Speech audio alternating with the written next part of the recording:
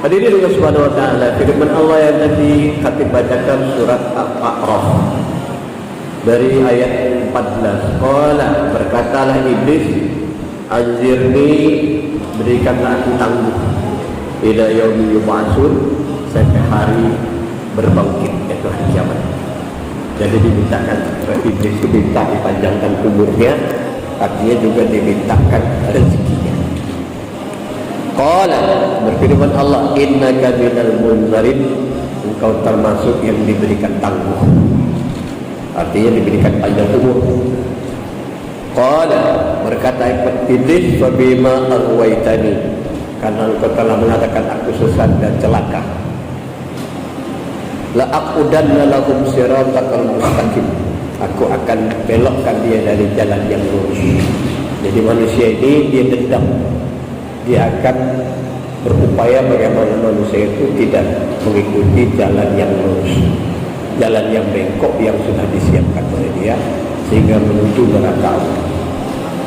Summa la'atiyannahum, aku akan mendatangi mereka, min baini aydihim wa min khalfihim, dari depan dan belakang mereka, wa an aymanihim wa an syama'ilihim, dari kanan dan kiri mereka, wa la tajidu aktsarahum syakirin, engkau akan menemukan kebanyakan mereka tidak bersyukur. Jadi salah satu sebab manusia itu tersesat karena tidak pandai bersyukur. Tapi kalau dia pandai bersyukur, akan ditambah nikmatnya oleh Allah Subhanahu wa taala. Syukur dalam pengertian yang sebenar-benarnya.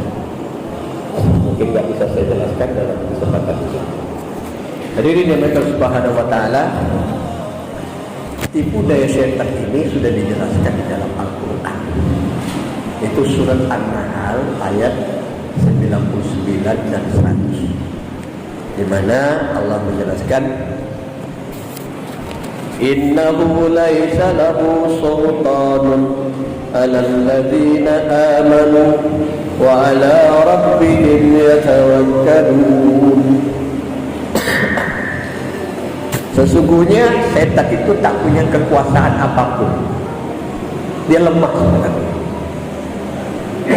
Terhadap siapa? Alladzina amanu, mereka yang benar-benar beriman, atau yang berusaha menjaga keimanannya dengan sebaik-baiknya. Karena sebenar-benar iman itu tidak gampang. Kita ini belum sampai kepada tingkatan yang sebenar-benar iman. Kalau mau tahu yang sebenar-benar iman itu, peristiwanya Nabi Musa misalnya. Ketika dia melihat cahaya Allah, dia pingsan, sebenarnya bukan pingsan, mati, kemudian dihidupkan kembali.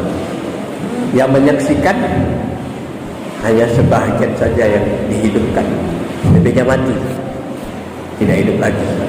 Umat Nabi Musa alaihissalam yang benar-benar melihat cahaya Allah, nur, dengan mata batin, yang bukan mata ini, tapi dengan melihat, menyaksikan sebenarnya. Ketika itu apa dikatakan oleh Musa? Sekarang aku benar-benar beriman kepada Allah. Padahal dia sudah berapa ratus tahun jadi Nabi. Jadi proses Nabi dan Rasul juga gak langsung benar-benar beriman. Ya. Nabi Muhammad kapan? Ketika dia Isra Mi'raj. Jadi kita mau sampai pada tingkat benar-benar beriman itu tidak gampang. Kita proses menjalani keimanan. Zaman Jumat yang mulia Allah Subhanahu wa taala, menjalani keimanan itu mesti dengan sabar, mesti dengan berserah diri, dan mesti dengan ikhlas. Hanya tiga itu. Ikhlas tidak akan didapat tanpa berserah diri. Berserah diri tidak akan dapat tanpa sabar. Sabar, berserah diri dan ikhlas itu berkelindan dalam hidup kita.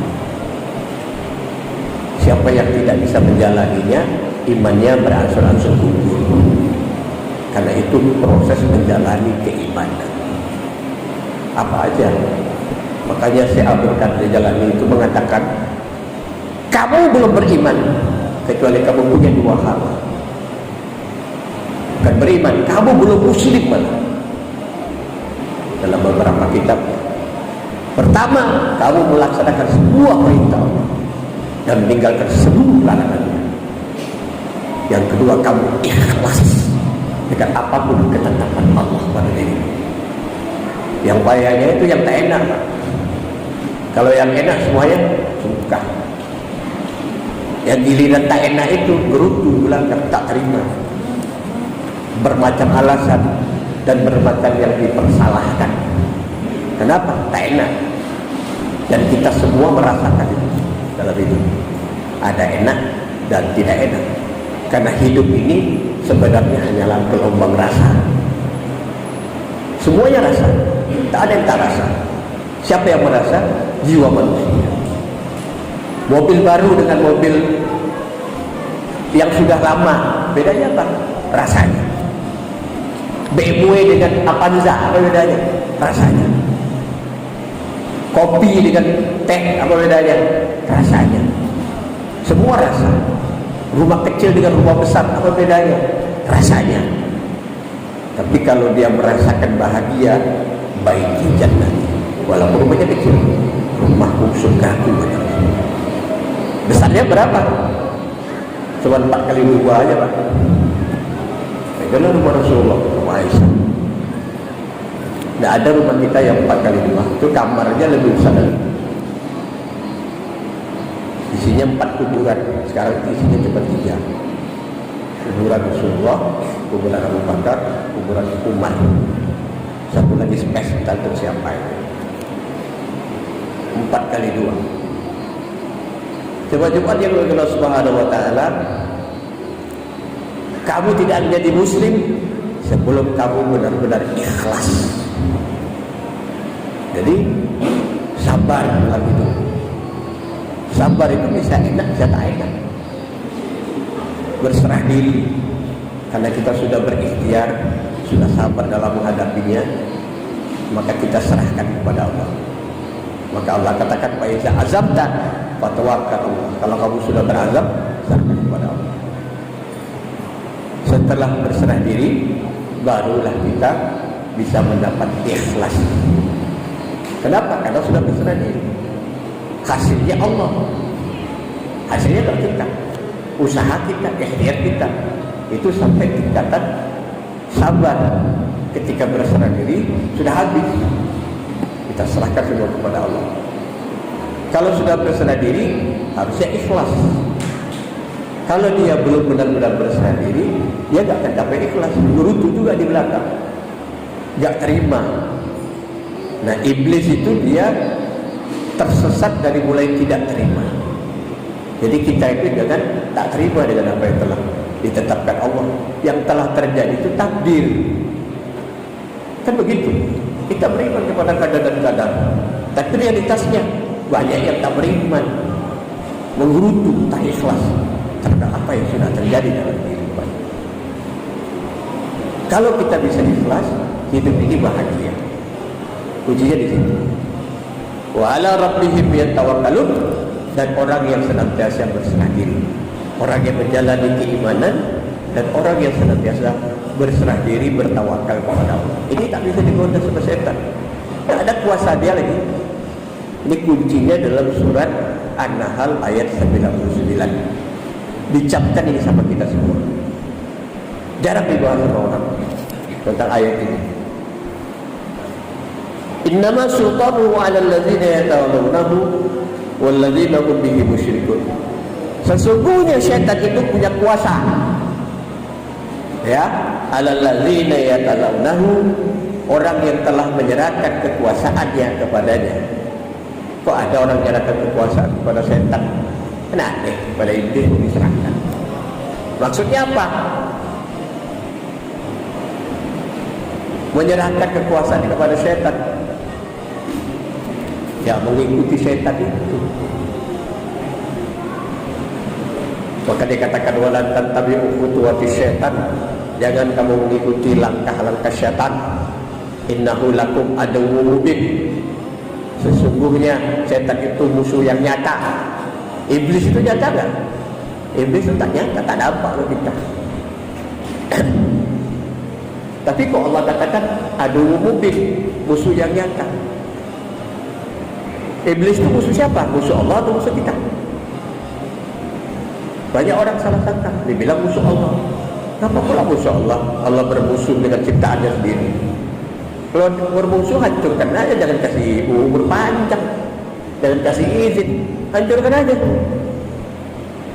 Semua Allah ciptakan semua ini, ada baik dan buruk, untuk menguji kita semua. Tak ada yang mulia kalau tidak ada yang hina. Tidak ada yang jadi pahlawan kalau tidak ada yang pecundang. Semuanya hitam, putih, gelap, terang Allah ciptakan.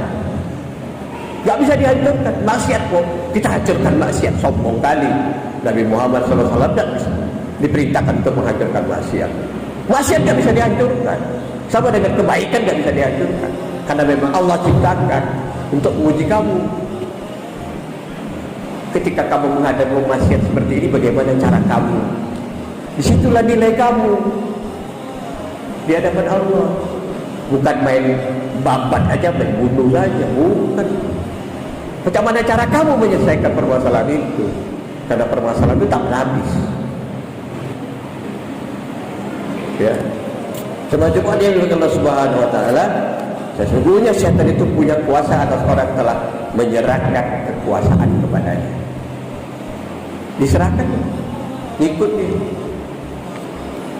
Walladzina hum bihi musyrikun, dan orang-orang yang berbuat syirik. Ini dua ini gak bisa. Jadilah kekuatan syaitan iblis itu pada dua ini.